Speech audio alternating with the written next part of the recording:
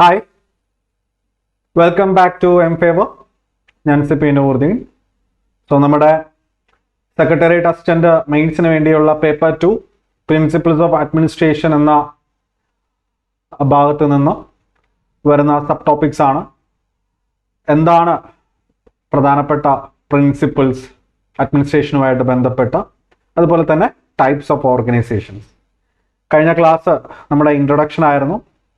എന്താണ് അഡ്മിനിസ്ട്രേഷൻ എന്നും അതിൻ്റെ ഡെഫിനിഷൻ, മറ്റ് മഹത് വ്യക്തികൾ നൽകിയിട്ടുള്ള ഡെഫിനിഷൻസ് എല്ലാം നമ്മൾ കഴിഞ്ഞ ക്ലാസ്സിൽ ഡിസ്കസ് ചെയ്തിരുന്നു. ഓക്കെ,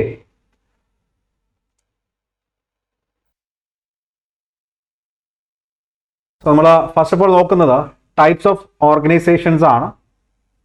ഓക്കെ, ഏതെല്ലാം തരത്തിൽ ഓർഗനൈസേഷൻസിനെ നമുക്ക് ക്ലാസിഫൈ ചെയ്യാം എന്നുള്ളതാണ്.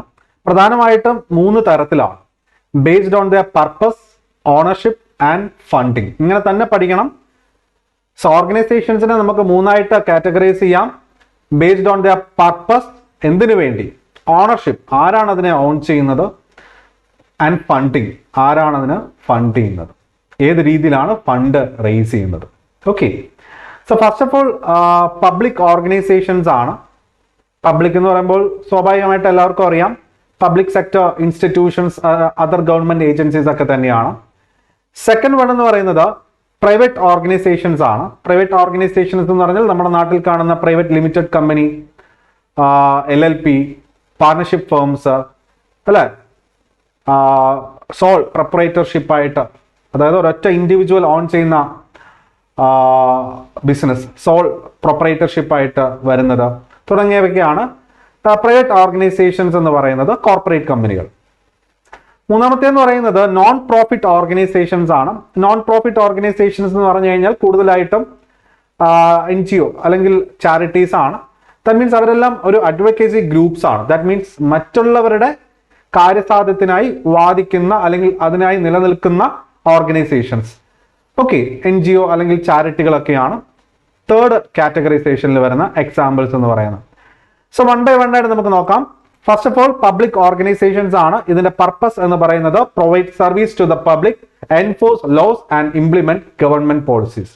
സ്വാഭാവികമായിട്ടും എല്ലാതര government agencies including all enforcement agencies, police ആയിക്കോട്ടെ, എൻഫോഴ്സ്മെന്റ് ഡയറക്ടറേറ്റ് ആയിക്കോട്ടെ, CBI ആയിക്കോട്ടെ, ഇന്റലിജൻസ് ബ്യൂറോ ആയിക്കോട്ടെ, all other public sector institutions എല്ലാം തന്നെ ഇതിന്റെ എക്സാമ്പിൾ ആയിട്ടാണ് വരുന്നത്. അപ്പൊ ഇതിന്റെ ഓണർഷിപ്പ് എന്ന് പറയുന്നത് സ്വാഭാവികമായിട്ടും സർക്കാരിൽ തന്നെയാണ്. സർക്കാർ എന്ന് പറയുമ്പോൾ 3 തലമാണുള്ളത്. ഒന്ന് പ്രാദേശിക തലം, ലോക്കൽ സെൽഫ് ഗവൺമെന്റ്; മറ്റൊന്ന് സ്റ്റേറ്റ് ലെവൽ; ഏറ്റവും മുകളിൽ സെൻട്രൽ ലെവലാണ്. ഇനി ഇതിന്റെ ഫണ്ടിങ് എന്ന് പറയുന്നത് primarily funded by taxpayers. അതായത് നമ്മൾ അടയ്ക്കുന്ന നികുതിയിൽ നിന്ന് തന്നെയാണ് ഈ പറയുന്ന ഇൻസ്റ്റിറ്റ്യൂഷൻസ് എല്ലാം തന്നെ റൺ ചെയ്യുന്നത്. ഓക്കെ, സോ ടാക്സ് റവന്യൂ ആണ് ഇതിന്റെ പ്രൈമറി ഫണ്ടിങ്. ഇനി നമ്മൾ അടുത്തിലേക്ക് വരികയാണെങ്കിൽ private organisations business or private sectors ആണ്. ഞാൻ നേരത്തെ പറഞ്ഞതുപോലെ ഒരു വ്യക്തി മാത്രം ഓൺ ചെയ്യുന്ന ബിസിനസ് ആണെങ്കിൽ പ്രൊപ്പറേറ്റർഷിപ്പ്, അല്ലാതെ കമ്പനികളാണെങ്കിൽ കോർപ്പറേറ്റ് കമ്പനികൾ പ്രൈവറ്റ് ലിമിറ്റഡ് ആയിട്ടും LLP ആയിട്ടും പാർട്ണർഷിപ്പ് ഫേമായിട്ടൊക്കെ നമുക്ക് രജിസ്റ്റർ ചെയ്യാൻ സാധിക്കും. ഓക്കെ, സോ ഇവരുടെ പർപ്പസ് എന്ന് പറയുന്നത് generate profit for owners or shareholders. ഈ പറയുന്ന ബിസിനസ് ഓണേഴ്സ് അല്ലെങ്കിൽ അതിൽ ഷെയർ ചെയ്തിരിക്കുന്ന മറ്റ് വ്യക്തികൾക്കായിട്ട് പ്രോഫിറ്റ് ജനറേറ്റ് ചെയ്യുക എന്നുള്ളത് തന്നെയാണ് ഇവരുടെ എന്തെന്ന് പറയുന്നത് പർപ്പസ് എന്ന് പറയുന്നത്. ഓണർഷിപ്പ് എന്ന് പറയുന്നത് owned by individuals, investors or corporations ആണ്, അല്ലെ. അതായത് ഇവിടെ ഗവൺമെന്റിന്റെ യാതൊരുവിധ ഓണർഷിപ്പും വരുന്നില്ല. എല്ലാം തന്നെ പ്രൈവറ്റ് വ്യക്തികൾ അല്ലെങ്കിൽ കമ്പനികളായിരിക്കാം. ഇനി ഇവരുടെ ഫണ്ടിങ് എന്ന് പറയുന്നത് revenue from sales, investments or private funding. സെയിൽസിൽ നിന്ന് ഉണ്ടാകുന്ന റവന്യൂ, അല്ലെങ്കിൽ ഇവരുടെ കമ്പനിയിലേക്ക് മറ്റുള്ളവർ ഇൻവെസ്റ്റ് ചെയ്യുന്നുണ്ടെങ്കിൽ ആ ഇൻവെസ്റ്റ്മെന്റ്, അല്ലെങ്കിൽ പ്രൈവറ്റ് ഫണ്ടിങ് ആയിരിക്കും. ഓക്കെ, എക്സാമ്പിൾ ഞാൻ പറഞ്ഞതുപോലെ സോൾ പ്രൊപ്പറേറ്റർഷിപ്സ്, കോർപ്പറേഷൻസ്, അതായത് ആപ്പിൾ, ആമസോൺ പോലുള്ള വലിയ കോർപ്പറേറ്റ് കമ്പനികൾ, ലൈൻസ് പോലുള്ളവ; partnership firms, privately held companies, അതായത് പബ്ലിക്ലി ട്രേഡ് ചെയ്യാത്ത, പ്രൈവറ്റ് സ്റ്റോക്ക് മാർക്കറ്റിലൊന്നും ലിസ്റ്റ് ചെയ്യാത്ത, അല്ലെ, ഈ പറയുന്ന പ്രൈവറ്റ്ലി ഹെൽഡ് കമ്പനീസ് ആയിരിക്കും ഇതിൻ്റെ അകത്ത് വരുന്നത്. കാരണം നോട്ട് പബ്ലിക്ലി അത് ട്രേഡ് ചെയ്തിട്ടില്ല. സോ ഇതൊക്കെയാണ് എക്സാമ്പിൾസ് എന്ന് പറയുന്നത്. അപ്പോൾ ഏതൊക്കെ തരം ഓർഗനൈസേഷൻസ് ആണ് എന്നുള്ളത് നമുക്ക് നോക്കണം. അതുപോലെ തന്നെ അവയ്ക്ക് എക്സാമ്പിൾസും നോക്കേണ്ടതായിട്ടുണ്ട്. ഇവയെ ക്ലാസിഫൈ ചെയ്തിരിക്കുന്നത് പർപ്പസ്, ഓണർഷിപ്പ്, അതുപോലെ തന്നെ ഫണ്ടിങ് ബേസ് ചെയ്താണ്. ഇനി അടുത്ത് വരുന്നത് നോൺ പ്രോഫിറ്റ് ഓർഗനൈസേഷൻസ് അഥവാ NGO, ചാരിറ്റി, ഇവയൊക്കെ തന്നെയാണ്. NGO എന്ന് പറഞ്ഞു കഴിഞ്ഞാൽ നോൺ ഗവൺമെന്റ് ഓർഗനൈസേഷൻസ് ആണ്. ഓക്കെ, സോ ഇവരെന്ന് പറയുന്നത് മെയിൻലി അഡ്വക്കസി ഗ്രൂപ്പ്സ് ആണ്. ദാറ്റ് മീൻസ് മറ്റുള്ളവർക്ക് വേണ്ടിയിട്ട് നിലനിൽക്കുന്ന, വാദിക്കുന്ന ഗ്രൂപ്പുകളാണ്. ഓക്കെ, ആംനസ്റ്റി ഇന്റർനാഷണൽ, അതുപോലെ തന്നെ ഞാൻ ഇവിടെ എക്സാമ്പിൾ എടുത്തിട്ടുണ്ട് WWF അല്ലേ. അപ്പോൾ യൂണിസെഫ്, റെഡ് ക്രോസ് പോലുള്ളവ എല്ലാം വരുന്നുണ്ട്. ഓക്കെ, WWF എന്ന് പറഞ്ഞാൽ world wide fund for nature ആണ്. ഓക്കെ, അപ്പൊ ഇതിന്റെ പർപ്പസ് എന്താണ്? Serve social, educational, charitable or environmental causes. അതായത് ഒരിക്കലും പ്രോഫിറ്റ് ഡ്രൈവൻ ആയിട്ടുള്ള ഒരു പർപ്പസ് അല്ല. സോഷ്യലി, അതുപോലെ തന്നെ എഡ്യൂക്കേഷണലി, അതുപോലെ തന്നെ ചാരിറ്റി, എൻവയറമെന്റ് ബേസ് ചെയ്ത് മാത്രം അതിന് ഫോക്കസ് ചെയ്തുകൊണ്ട് അതിന്റെ ഒരു പർപ്പസ് സെർവ് ചെയ്യാൻ വേണ്ടിയിട്ട് നിലനിൽക്കുന്നതാണ്. ഓണർഷിപ്പ് എന്ന് പറഞ്ഞാൽ ഒരു ഇൻഡിവിജ്വൽ ഓണർ ഉണ്ടാവത്തില്ല. ഇപ്പോൾ ഈ പറയുന്ന യൂണിസെഫിനായാലും റെഡ് ക്രോസിനൊക്കെ ആണെങ്കിൽ കൂടിയിട്ടും ഒരു ഇൻഡിവിജ്വൽ ഓണർഷിപ്പ് അല്ലല്ലോ. Governed by a board of directors. ഒരു ബോർഡ് ഓഫ് ഡയറക്ടേഴ്സ് ആയിരിക്കും ഇത് ഗവേൺ ചെയ്യുന്നത്.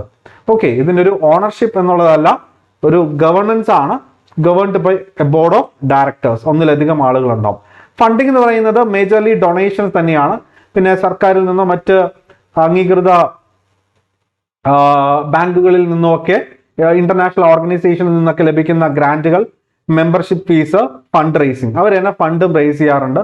പല യൂണിസെഫിന്റെ ഫണ്ട് റേസിംഗ് നമ്മൾ കാണുന്നില്ലേ, മറ്റ് ലുലു മോളിൽ മറ്റൊക്കെ പോകുമ്പോൾ സ്വാഭാവികമായിട്ടും യൂണിസെഫിന്റെ തന്നെ ഫണ്ട് റേസിംഗിന് വേണ്ടിയിട്ടൊക്കെ നമ്മളെ ആളുകൾ സമീപിക്കുന്നുണ്ട്. സോ ആ രീതിയിൽ അവർ ഫണ്ട് റേസ് ചെയ്യുന്നുണ്ട്. എക്സാമ്പിൾസ് നോക്കിയാൽ charities, red cross, UNICEF, educational and research institutions like museum, think tanks, അതുപോലെ തന്നെ religious organisations, advocacy groups, Amnesty international, WWF പോലുള്ളവയെല്ലാം ഇതിന് എക്സാമ്പിൾസ് ആണ്. സോ ഈ രീതിയിൽ നമുക്ക് അല്ലെ, അതായത് ഓർഗനൈസേഷൻസിനെ നമുക്ക് മൂന്നായിട്ട് കാറ്റഗറൈസ് ചെയ്യാം based on their purpose, ownership and funding. Public organisations എന്ന് പറയുമ്പോൾ സ്വാഭാവികമായിട്ടും പബ്ലിക്കിനെ സെർവ് ചെയ്യുക, നമ്മുടെ രാജ്യത്തെ ലോസ് എൻഫോഴ്സ് ചെയ്യുക, ഗവൺമെന്റ് പോളിസീസ് എല്ലാം ഇംപ്ലിമെന്റ് ചെയ്യുക എന്നുള്ളത് തന്നെയാണ് പർപ്പസ് വരുന്നത്. ഓണർഷിപ്പ് എന്ന് പറയുന്നത് ഗവൺമെന്റിന്റെ കയ്യിൽ തന്നെയാണ്. 3 ടയർ ഗവൺമെന്റ് സിസ്റ്റം ആണല്ലോ നമ്മുടെ നാട്ടിലുള്ളത്. Local level, state level, central or national level. Funding എന്ന് പറയുന്നത് ടാക്സിൽ നിന്ന്, ടാക്സ് റവന്യൂ തന്നെയാണ് ഫണ്ട് എന്ന് പറയുന്നത്. ഓക്കെ, ഇനി പ്രൈവറ്റ് ഓർഗനൈസേഷൻസ് എന്ന് പറയുമ്പോഴേക്കും പ്രൈവറ്റ് ബിസിനസ് സ്ഥാപനങ്ങളൊക്കെ തന്നെയാണ്, എല്ലാവർക്കും അറിയാം. കോർപ്പറേറ്റ് കമ്പനികളും മറ്റുമൊക്കെയാണ്. സോ അവർക്ക് പ്രോഫിറ്റ് ജനറേറ്റ് ചെയ്യുക. അവരുടെ ഓണർഷിപ്പ് എന്ന് പറയുന്നത് ഇൻഡിവിജ്വൽ ആവാം, അല്ലെങ്കിൽ ഒരു കോർപ്പറേഷൻ ആകാം. ഓക്കെ, ഇനി ഫണ്ടിങ് എന്ന് പറയുന്നത് അവരുടെ സെയിലിൽ നിന്നുള്ള ഫണ്ടിങ്, അല്ലെങ്കിൽ മറ്റ് ഇൻവെസ്റ്റ്മെന്റോ അല്ലെങ്കിൽ പ്രൈവറ്റ് ഫണ്ടിങ് ഒക്കെ ആയിരിക്കാം. സ്വന്തമായിട്ടൊരു ബിസിനസ് സ്റ്റാർട്ട് ചെയ്യുമ്പോൾ ആദ്യമേ ഇൻവെസ്റ്റ് കിട്ടിയില്ല എന്നുണ്ടെങ്കിൽ സ്വാഭാവികമായിട്ടും നമ്മൾ തന്നെ നമ്മുടെ ആയിട്ടുള്ള രീതിയിൽ ഫണ്ടിങ് ചെയ്യും അല്ലെ. ഇനി തേർഡ് കാറ്റഗറൈസേഷൻ ആണ് non profit organisation, NGO, charity പോലുള്ളവ. സോ ഇവയുടെ പർപ്പസ് എന്ന് പറഞ്ഞാൽ സോഷ്യലി അവര് ഡ്രിവൺ ചെയ്തിട്ടുള്ള കാര്യങ്ങളാണ്. വേറെ യാതൊരുവിധ പ്രോഫിറ്റ് മോട്ടീവ് അല്ല. സോഷ്യൽ, എഡ്യൂക്കേഷണൽ, ചാരിറ്റി, എൻവയറമെന്റ് ആയിട്ടുള്ള ബന്ധപ്പെട്ടുള്ള കാര്യങ്ങൾക്കായിട്ട് അവർ വാദിക്കുകയാണ്. മറ്റുള്ളവരുടെ ആവശ്യങ്ങൾ, താല്പര്യങ്ങൾക്കായിട്ട് വാദിക്കുന്ന നിരവധി സ്ഥാപനങ്ങളാണ് ഇവിടെ വരുന്നത്. യൂണിസെഫ്, റെഡ് ക്രോസ് പോലുള്ളവ അല്ലെ. ഇവരുടെ ഓണർഷിപ്പ് എന്ന് പറയുന്നത് ഒരു വ്യക്തി ആയിരിക്കത്തില്ല, ഒരു ബോർഡ് ഓഫ് ഡയറക്ടേഴ്സ് ആയിരിക്കും. ഫണ്ടിങ് എന്ന് പറയുന്നത് മേജർലി ഡൊണേഷൻസ് ലഭിക്കും, അല്ലെങ്കിൽ മറ്റ് രാജ്യങ്ങളിൽ നിന്നോ ഇന്റർനാഷണൽ ഓർഗനൈസേഷനിൽ നിന്ന് ലഭിക്കുന്ന ഗ്രാന്റ്സ്, അല്ലെങ്കിൽ ഈ ഒരു ഓർഗനൈസേഷന്റെ ഭാഗമായിട്ട് ജോയിൻ ചെയ്യുന്ന മെമ്പർഷിപ്പ് ഫീയോ, അല്ലെങ്കിൽ സ്വന്തമായിട്ട് ഫണ്ട് റേസ് ചെയ്യോ ഒക്കെയാണ് ഇവര് ചെയ്യുന്നത്. ഓക്കെ അല്ലേ. ശരി, ഇനി നമുക്ക് വേണ്ടതാണ് പ്രിൻസിപ്പിൾസ് ഓഫ് അഡ്മിനിസ്ട്രേഷൻ എന്ന് പറയുന്നത്. പ്രിൻസിപ്പിൾസ് ഓഫ് അഡ്മിനിസ്ട്രേഷൻ എന്ന് പറയുമ്പോഴേക്കും നമ്മൾ കഴിഞ്ഞ ക്ലാസ്സിൽ പഠിച്ചു. ഹെൻറി ഫയോൾ എന്ന് പറയുന്നത് ഒരു ഫ്രഞ്ചുകാരനാണ്. പബ്ലിക് അഡ്മിനിസ്ട്രേഷനുമായിട്ടൊക്കെ ബന്ധപ്പെട്ട് അദ്ദേഹത്തിൻ്റെതായിട്ടുള്ള ചില തിയറിറ്റിക്കൽ ആയിട്ടുള്ള കാര്യങ്ങൾ മുന്നോട്ട് വെച്ചിട്ടുണ്ട്. Okay, so French management theorist ആണ്. അപ്പൊ ഇദ്ദേഹമാണ് പ്രിൻസിപ്പിൾസ് ഓഫ് അഡ്മിനിസ്ട്രേഷൻ ആദ്യമായിട്ട് അവതരിപ്പിക്കുന്നത്. തുടർന്ന് അദ്ദേഹത്തിന്റെ ചൂട് പറ്റിയാണ് മറ്റുള്ളവർ ഇതിനെ ഒന്ന് എക്സ്പാൻഡ് ചെയ്ത് എടുത്തിട്ടുള്ളത്. സോ എന്താണ് principles of administration? Fundamental guide lines that help organisations operate efficiently and effectively. These principles were first systematically outlined by Henry Fayol, ഫ്രഞ്ചുകാരനാണ്, and later expanded by other scholars. Okay, so നമ്മുടെ രാജ്യത്ത് organisations വളരെ കാര്യക്ഷമമായിട്ട് ഫലപ്രാപ്തിയിലൂടെ മുന്നോട്ട് പോകണമെങ്കിൽ ഈ പറയുന്ന അഡ്മിനിസ്ട്രേഷനുമായിട്ട് ബന്ധപ്പെട്ട് ഭരണനിർവഹണവുമായി ബന്ധപ്പെട്ട് വരുന്ന തത്വങ്ങൾ അറിഞ്ഞിരിക്കണം, അത് പാലിച്ചിരിക്കണം. അത്തരത്തിൽ തത്വങ്ങളെ ആദ്യമായിട്ട് ഔട്ട്ലൈൻ ചെയ്ത വ്യക്തി എന്ന് പറയുന്നത് അല്ലെങ്കിൽ കൊണ്ടുവന്ന വ്യക്തി ഹെൻറി ഫയോൾ ആണ്. ഓക്കെ, തുടർന്ന് മറ്റുള്ളവർ അതിനെ എക്സ്പാൻഡ് ചെയ്തിട്ടുണ്ട്. ശരി, അപ്പൊ എന്തൊക്കെയാണ് വൺ ബൈ വൺ ആയിട്ട് നമുക്ക് നോക്കാം. So principles of administration number 1 എന്ന് പറയുന്നത് ഡിവിഷൻ ഓഫ് വർക്ക് ആണ്. സോ ഓരോന്നും നമുക്ക് വളരെ ഇമ്പോർട്ടന്റ് ആണ്. Work should be divided among individuals based on their expertise to improve efficiency. So അവരുടെ സ്കില്ലും ബാക്കിയുള്ള കാര്യങ്ങളും ഈ പറയുന്ന എക്സ്പീരിയൻസ് അനുസരിച്ച് കൊണ്ട് വർക്കുകൾ ഡിവൈഡ് ചെയ്ത് നൽകുക എന്നുള്ളതാണ് ഡിവിഷൻ ഓഫ് വർക്ക് എന്നുള്ള അർത്ഥത്തോടു കൂടി കാണുന്നത്. ഒരു എക്സാമ്പിൾ കൊടുത്തിട്ടാണ് ഇൻ എ കമ്പനി HR അല്ലെ, ഹ്യൂമൻ റിസോഴ്സുമായിട്ട് ബന്ധപ്പെട്ട വ്യക്തിയാണ് റിക്രൂട്ട്മെന്റ് ഹാൻഡിൽ ചെയ്യുന്നത്. ഫിനാൻസ് മാനേജേഴ്സ് പേറോളും മറ്റ് സാലറി കാര്യങ്ങളും എല്ലാം ഫിനാൻസ് ആണ് മാനേജ് ചെയ്യുന്നത്. ഓപ്പറേഷൻസ് വിഭാഗം പ്രൊഡക്ഷനിലാണ് മെയിൻലി ഫോക്കസ് ചെയ്യുന്നത്. ഇങ്ങനെ ഡിവിഷൻ ഓഫ് വർക്ക് എന്ന് പറയുമ്പോഴേക്കും ഓരോരുത്തരെ അല്ലെങ്കിൽ ഓരോ വിഭാഗത്തിന്റെയും എക്സ്പീരിയൻസും കാപ്പബിലിറ്റിയും അനുസരിച്ച് കൊണ്ട് വർക്ക് ഡിവൈഡ് ചെയ്ത് നൽകുക in order to ensure efficiency. Okay, second one എന്ന് പറയുന്നത് authority and responsibility. Actually Henri Fayol പറയുന്നത് ഒരു കമ്പനിയിൽ, ഒരു ഓർഗനൈസേഷനിൽ അതോറിറ്റിയും റെസ്പോൺസിബിലിറ്റിയും എന്താ പറയാ പാരലായിട്ട് ഹാൻഡ് ഇൻ ഹാൻഡ് ആയിട്ട് പോകണമെന്നാണ് പറയുന്നത്. രണ്ടും കൈപിടിച്ച് തന്നെ പോകണമെന്നാണ് പറയുന്നത്. അപ്പോൾ അതോറിറ്റി എന്ന് പറഞ്ഞാൽ എന്താണ്? The right to give orders and make decisions. ഒരു ഓർഗനൈസേഷൻ ഉണ്ടാവും അല്ലെ, ഒരു 10 പേര് അവിടെ ജോലി ചെയ്യുന്നുണ്ടാവും. സോ മേൽത്തട്ടിൽ ഒരു വ്യക്തി ഉണ്ടാവും, അദ്ദേഹമായിരിക്കും ഇതിന്റെ അതോറിറ്റി എന്ന് പറയുന്നത്. ഈ ഒരു ബിസിനസ് ഓർഗനൈസേഷന്റെ CEO ആയിരിക്കാം അദ്ദേഹം. സോ അദ്ദേഹമാണ് അതോറിറ്റി. കാര്യങ്ങൾ തീരുമാനിക്കുന്നു, ഇത് ചെയ്യാൻ വേണ്ടിയിട്ടുള്ള ഓർഡർ നൽകുന്നു അല്ലെ, അദ്ദേഹമാണ് അതോറിറ്റി എന്ന് പറയുന്നത്. ഇനി റെസ്പോൺസിബിലിറ്റി എന്താണ്? The obligation to perform assigned task. So ഇദ്ദേഹം നൽകിയിട്ടുള്ള വർക്ക് അല്ലെങ്കിൽ ടാസ്ക് കൃത്യമായി ചെയ്യേണ്ട റെസ്പോൺസിബിലിറ്റി ആർക്കാണുള്ളത്? സ്റ്റാഫുകൾക്കാണുള്ളത്. സോ അതുകൊണ്ടാണ് പറയുന്നത് അതോറിറ്റിയും റെസ്പോൺസിബിലിറ്റിയും they must go hand in hand എന്നുള്ളത്. ഓക്കെ, സോ തേർഡ് പോയിന്റ് നോക്കിയേ, ഡിസിപ്ലിൻ ആണ്. ഏതൊരു ഓർഗനൈസേഷനിലും വേണ്ടതാണ് ഡിസിപ്ലിൻ എന്ന് പറയുന്നത്. They must follow rules, respect authority and adhere to organisational policies. നമ്മുടെ ഈ ഓർഗനൈസേഷന്റെ റൂൾസും പോളിസീസും കൃത്യമായി പാലിക്കുക, അതോറിറ്റിയെ നമ്മൾ ബഹുമാനിക്കുക. ഓക്കെ, ഇങ്ങനെ വരുമ്പോഴേക്കും എന്ത് സംഭവിക്കും? സ്വാഭാവികമായിട്ടും യാതൊരുവിധ അച്ചടക്ക നടപടികളും സ്റ്റാഫിന് മേലെ ഉണ്ടാവത്തില്ല. Clear penalties for violations ensure order അല്ലെ, അതായത് ഇപ്പൊ ഏതെങ്കിലും രീതിയിൽ ഇതിനൊരു ലംഘനം ഉണ്ടായാൽ ഈ സ്റ്റാഫുകൾക്ക് മേലെ പെനാൽറ്റി കൊണ്ടുവരികയും അത്തരത്തിലുള്ള സംവിധാനങ്ങൾ ഏർപ്പെടുത്താവുന്നതാണ്. ഓക്കെ, ഇനി നാലാമത്തെ കാര്യമാണ് യൂണിറ്റി ഓഫ് കമാൻഡ് എന്ന് പറയുന്നത്. Okay, unity of command. അപ്പോൾ ഇവിടെ വളരെ പ്രധാനപ്പെട്ട കാര്യം എന്ന് വെച്ച് കഴിഞ്ഞാൽ each employee should receive orders from only one supervisor to avoid confusion, prevents conflicting instructions. അതായത് ഒരു എംപ്ലോയി, നമ്മുടെ ഒരു ഓർഗനൈസേഷനിൽ ഒരു എംപ്ലോയി ഉണ്ടെന്നുണ്ടെങ്കിൽ, ഒരു വ്യക്തി അവിടെ വർക്ക് ചെയ്യുന്നുണ്ടെങ്കിൽ അദ്ദേഹത്തിന് കിട്ടേണ്ട ഓർഡർ എന്ന് പറയുന്നത്, അദ്ദേഹത്തിനെ സൂപ്പർവൈസ് ചെയ്യേണ്ട വ്യക്തി ഒരേ ഒരാളായിരിക്കണം. അതായത് അദ്ദേഹം ജോലി ചെയ്യുന്ന സ്ഥാപനത്തിൽ അദ്ദേഹത്തിന് മേൽ ഓർഡർ ഇടാൻ വേണ്ടിയിട്ട് 3-4 പേരാകരുത്. സോ അദ്ദേഹത്തിന് ഓർഡർ കൊടുക്കാനും അദ്ദേഹത്തിനെ സൂപ്പർവൈസ് ചെയ്യാനും ഒരൊറ്റ വ്യക്തി മതി. കാരണം എന്ന് വെച്ചാൽ അല്ല 3-4 സൂപ്പർവൈസേഴ്സ് ഉണ്ടെന്നുണ്ടെങ്കിൽ ഒരാൾ പറയും നീ പോയി ഈ ജോലി ചെയ്, മറ്റൊരാൾ കയറി വരുമ്പോൾ നീ എന്തിന് ഈ ജോലി ചെയ്യുന്നു, ഞാൻ പറഞ്ഞ മറ്റേ ജോലിയിൽ ചെയ്യേണ്ടെന്നുള്ള രീതിയിൽ വരും. സോ അതുകൊണ്ട് തന്നെ ഓരോ എംപ്ലോയിക്കും വ്യക്തമായ ഒരു സൂപ്പർവൈസർ ഉണ്ടായിരിക്കണം, അദ്ദേഹത്തിൽ നിന്ന് മാത്രമേ ഓർഡർ കൈപ്പറ്റാവൂ.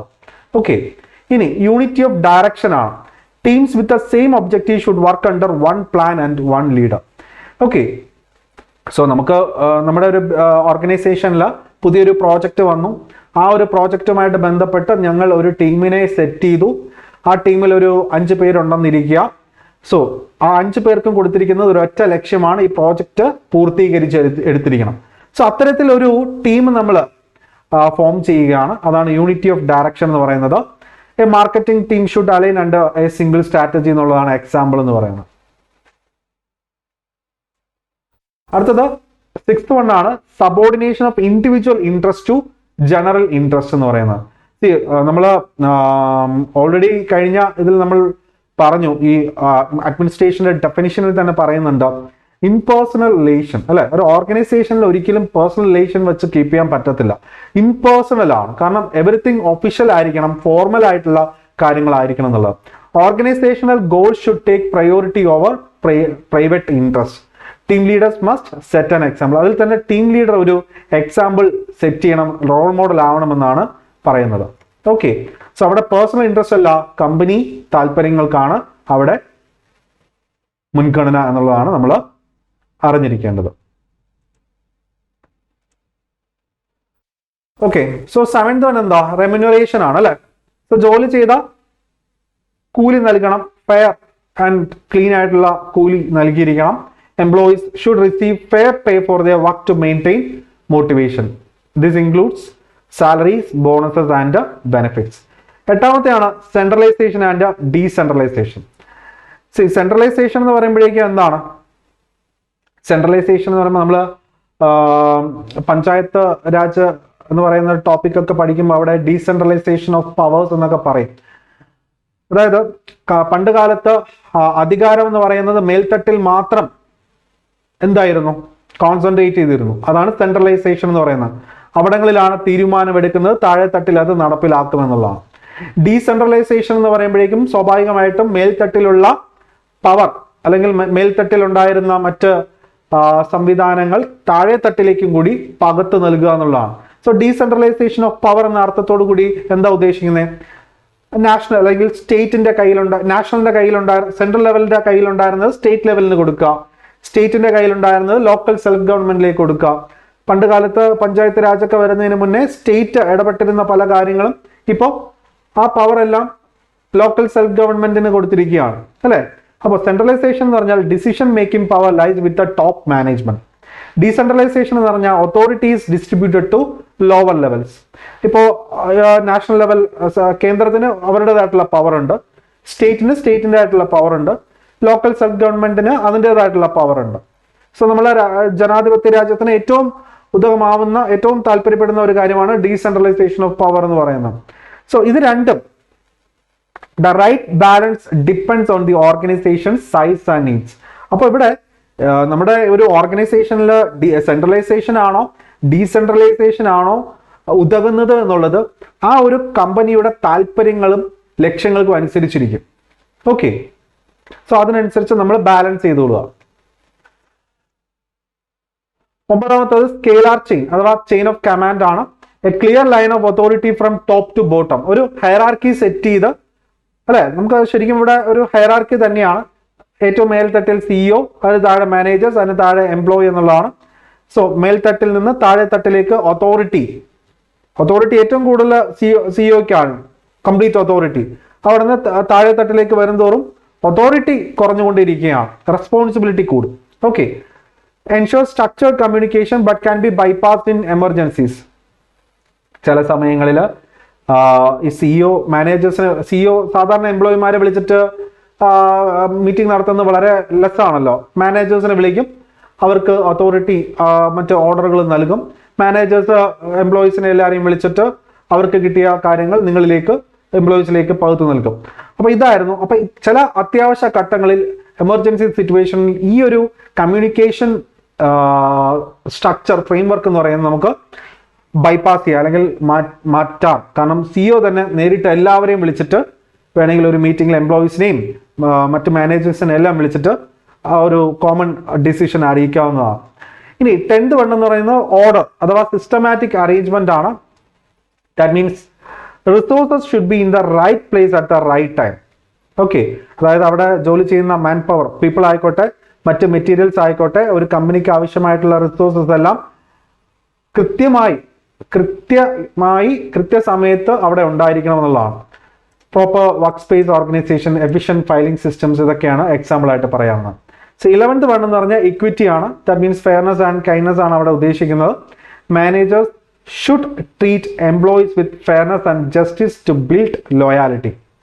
ഓക്കെ, ഇവിടെ ഇപ്പോൾ മാനേജേഴ്സ് ഉണ്ടെന്നുണ്ടെങ്കിൽ അല്ലെങ്കിൽ മറ്റ് ബിസിനസ് ഓണേഴ്സ് ആണെങ്കിൽ അവർക്ക് അവിടെ ഒരു ഫേവറേറ്റിസം, ഒരു വ്യക്തിയോട് മാത്രം കൂടുതൽ താല്പര്യങ്ങൾ കൊടുക്കുക എന്നുള്ളതൊന്നുമില്ല. എല്ലാവരെയും ഈക്വൽ ആയിട്ട് കാണുക, ഫെയർ ആൻഡ് അവരോട് വളരെ കൈൻഡ് ആയിരിക്കുക. സോ അത്തരത്തിൽ അവരെ വളരെ ഫെയർ, ജസ്റ്റിസ് എന്നുള്ള രീതിയിൽ തന്നെ അവർക്ക് ട്രീറ്റ്മെന്റ് കൊടുക്കുക എന്നുള്ളതാണ്. ഓക്കെ, ഇനി 12th വൺ എന്ന് പറഞ്ഞാൽ സ്റ്റെബിലിറ്റി ഓഫ് ടെനർ ആണ്. That means organisations should retain staff through job security and growth opportunities. So അവരുടെ ജോബ് സെക്യൂരിറ്റി ഓർഗനൈസേഷൻ ഉറപ്പ് കൊടുക്കണം, അവരുടെ ഗ്രോത്തും അതിനു വേണ്ടിയിട്ടുള്ള അവസരങ്ങളും തയ്യാറാക്കി നൽകണമെന്നുള്ളതാണ് സ്റ്റെബിലിറ്റി ഓഫ് ടെനർ എന്ന് പറയുന്നത്. ഓക്കെ, കാരണം ഈ പറയുന്ന എംപ്ലോയീസിന് നല്ലൊരു ശതമാനം സാലറി കമ്പനി നീക്കി വയ്ക്കുന്നുണ്ട്. ആ കൂട്ടത്തിൽ തന്നെ ഇവരുടെ കാലാവധി അത് കൃത്യമായിരിക്കണം, അവരുടെ ജോബ് സെക്യൂരിറ്റി ഉറപ്പാക്കണമെന്നാണ് അഡ്മിനിസ്ട്രേഷന്റെ principle, one of the principles പറയുന്നത്. അടുത്തത് ഇനിഷ്യേറ്റീവ് ആണ്. ഓക്കെ, ഇനിഷ്യേറ്റീവ് എന്ന് പറയുമ്പോഴേക്കും employees should be encourage to take initiative and contribute ideas. അതായത് എംപ്ലോയീസിന് അവരുടേതായിട്ടുള്ള ഐഡിയാസ് ഉണ്ട് എന്നുണ്ടെങ്കിൽ അത് മുന്നോട്ട് കൊണ്ടുവരാൻ വേണ്ടിയിട്ടുള്ള ഇനിഷ്യേറ്റീവും, അതുപോലെ തന്നെ അവർക്ക് അവരുടേതായിട്ടുള്ള ഐഡിയാസ് കോൺട്രിബ്യൂട്ട് ചെയ്യാം, അതിന് വേണ്ടിയിട്ടുള്ള ഇനിഷ്യേറ്റീവ് അവർ തന്നെ എടുക്കണമെന്നുള്ളതാണ് പറയുന്നത്. സോ ഇത്തരത്തിൽ ഇന്നോവേറ്റീവ് ആയിട്ടുള്ള അല്ലെങ്കിൽ എംപ്ലോയീസിനെയും കൂടെ കൂടുതൽ ഡിസിഷൻ മേക്കിംഗ് കാര്യങ്ങളിൽ എൻഗേജ് ചെയ്യാനുള്ള ഒരു സാഹചര്യം ഉണ്ടാകും എന്നുള്ളതാണ്. സോ 14ാമത്തെയും ഏറ്റവും ലാസ്റ്റ് എന്ന് പറയുന്നത് എസ്പിരി ഡിക്കോർ എന്നുള്ളതാണ്. ഇതൊരു ഫ്രഞ്ച് ടേം ആണ്. ആക്ച്വലി ഇതൊരു എന്താ പറയാ, സ്പിരിറ്റ് ഓഫ് ബോഡി സ്പിരിറ്റ് എന്നാണ് പറയുന്നതെങ്കിൽ ഇവിടെ നമുക്ക് അഡ്മിനിസ്ട്രേഷൻ അല്ലെങ്കിൽ മാനേജ്മെന്റ് ലെവലിൽ പറയുന്നത് ടീം സ്പിരിറ്റ് എന്നുള്ളതാണ്. ടീം സ്പിരിറ്റ്, കാരണം അതിൽ തന്നെ ഉണ്ട് ടീം സ്പിരിറ്റിൽ എന്താണ് unity, team work, positive work culture ഒക്കെയാണ്. So team building activities, open communication ഒക്കെയാണ് ഇവിടെ എക്സാമ്പിൾ ആയിട്ട് നമുക്ക് കാണാൻ സാധിക്കുന്നത്. ഓക്കെ, സോ ഇതാണ് നമുക്ക് പ്രിൻസിപ്പിൾസ് ഓഫ് അഡ്മിനിസ്ട്രേഷൻ. അടുത്തൊരു സെഷനിൽ മറ്റൊരു ടോപ്പിക്കുമായിട്ട് വീണ്ടും കാണാം. Thank you.